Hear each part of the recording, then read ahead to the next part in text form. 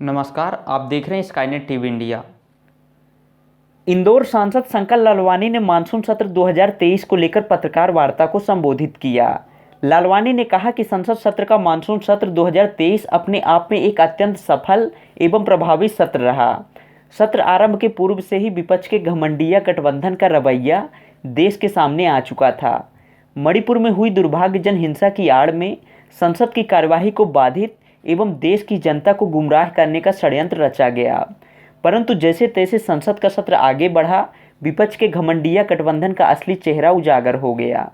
लालवानी ने कहा कि देश के यशस्वी प्रधानमंत्री नरेंद्र मोदी जी के नेतृत्व में अनेक विधायक जनहित में पारित हुए एवं विपक्ष के घमंडिया गठबंधन का भ्रामक दुष्प्रचार विफल हुआ। देखिए रिपोर्ट। आपके माध्यम से आम लोगों तक पहुंचाने के लिए ये पत्रकार वार्ता रखी गई है। इस बार जो मानसून सेशन था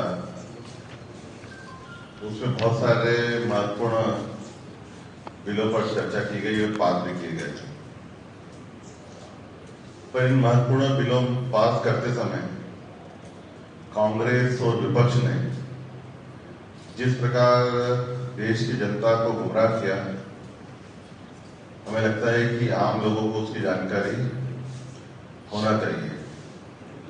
आपको क्या पता, जब सदन की कार्यवाही प्रारंभ हुई तब माननीय प्रधानमंत्री जी ने सदन की कार्यवाही जब प्रारंभ हुई उसी समय उसके पहले मीडिया के सामने आकर ये कहा था कि हम विपक्ष से हर बात की चर्चा करने को तैयार हैं और जो पूछेगी और जो सुझाव देगी सरकार अगर कुछ जवाब देने की स्थिति में भी जवाब भी देगी, हम जवाब देने के लिए उत्तरदायी हैं। और वो विपक्ष की भूमिका निकाय, हम सरकार में थे जो हमने काम किए और जो वस्तुस्थिति होगी हम उनको अवगत कराएंगे। एक सकारात्मक माहौल में सदन चलना चाहिए और उसके पहले भी सभी दलों की बैठक में हमारे एनडीए के सभी नेताओं ने मिलकर कहा था कि ये सदन अच्छी तरह चले, ये हम सबकी सामूहिक जिम्मेदारी है। भारतीय दंड संहिता आईपीएस के 3 विधेयक पारित हुए।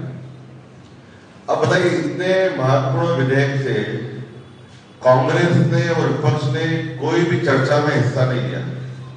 अच्छा तो ये होता कि वो हिस्सा लेते, वो अपने सुझाव देते, या सरकार ने जो बिल लाया उसमें कुछ उनका सकारात्मक सुझाव होता, सरकार उसको विचार करती, लेकिन उन्होंने किसी भी बिल में अपनी भागीदारी नहीं बताई। और ये कानून जो विधेयक है, जो अंग्रेजों के जमाने के आईपीएस के 3 विधेयक आए थे, उसको माननीय गृह मंत्री जी ने ये कहा कि ये अंग्रेजों के जमाने के कानून है और ये अंग्रेजों की रक्षा और मजबूती के लिए उस समय बनाए गए थे और ये न्याय नहीं देते थे और दंड देते थे, ये माननीय गृह मंत्री जी ने कहा। इसके साथ साथ इन कानूनों में 313 धाराएं ऐसी थी जो कि परिवर्तन की गई हैं, बहुत महत्वपूर्ण है। एक दो धारा का मैं जिक्र करूंगा क्योंकि हम सब आम लोग उससे जुड़े हुए हैं। उन्होंने कहा कि जो 7 वर्ष से ज्यादा वाले प्रकरण है, जिसमें जेल 7 वर्ष से ज्यादा होती है, उसमें इस बार कंपलसरी कर दिया गया है कि फॉरेंसिक टीम उसकी पहले तहकीकात करेगी। हमने देखा है बहुत सारे प्रकरणों में ऐसे प्रकरण होते हैं जहां हत्या लूट होती है, वहां पर फॉरेंसिक टीम अगर नहीं पहुंचती तो सबूतों के अभाव में अपराधी छूट जाता है और वर्षों तक न्याय नहीं मिलता। तो इस बार ये कानून में प्रावधान किया गया है कि जिनकी सजा 7 साल से ज्यादा ऐसे प्रकरण होंगे उसमें फॉरेंसिक टीम पूरा सर्वे करेगी, सबूत इकट्ठे करेगी। यही नहीं, 2027 तक देश के सभी कोर्ट जो न्यायालय है वो कंपलसरी कंप्यूटराइजेशन हो जाएगा ताकि ऑनलाइन सभी आपको जो उसमें जजमेंट रहेंगे वो हर कोर्ट में हमको ऑनलाइन मिल सकेंगे। इसमें यह भी प्रावधान किया गया है कि अगर पुलिस किसी अपराधी को गिरफ्तार करती है तो उसको उनके घर वालों को सूचित करना पड़ेगा। ये अब आवश्यक हो गया है इस नए कानून के अंतर्गत। पहले ऐसा होता था, पुलिस ले जाती थी और घर वाले ढूंढते रहते थे क्यों पकड़ के ले गई, कहाँ ले गई, लेकिन अब उसको सूचित करना पड़ेगा पुलिस को कि अब इसमें हमने गिरफ्तारी की है और कहां पर ले जा रहे हैं।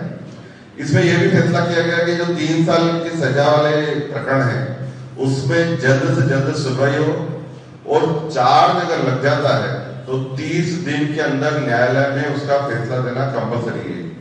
हमने देखा कि लंबे समय तक न्यायालय में प्रकरण लंबित होते हैं, जवानी में कोई प्रकरण लंबित होता है और बुढ़ापे में उसका निर्णय आता है। विलंब से मिला हुआ न्याय भी अन्याय है। एक इसमें महत्वपूर्ण है कि सरकारी कर्मचारियों पे भी बहुत सारे प्रकरण कभी लगते हैं किसी न किसी रूप में, और हम देखते हैं सरकार उसको न्यायालय में चालान पेश नहीं करती।